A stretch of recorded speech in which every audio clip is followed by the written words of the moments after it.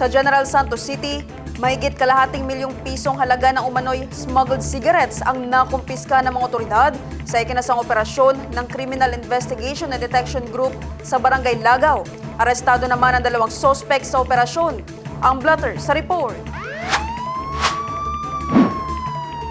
Bandang alas 7:45 ng gabi, araw ng Miyerkules, December 17, nang ikasa ng CIDG Regional Field Unit 12 ang operasyon laban sa umano'y iligal na kalakalan ng sigarilyo sa Agan Sentro, Barangay Lagaw, General Santos City.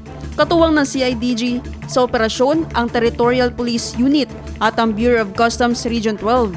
Kinilala ang mga sospek na sina alias Muhaymen, 30 years old, at alias Camille, 55 years old.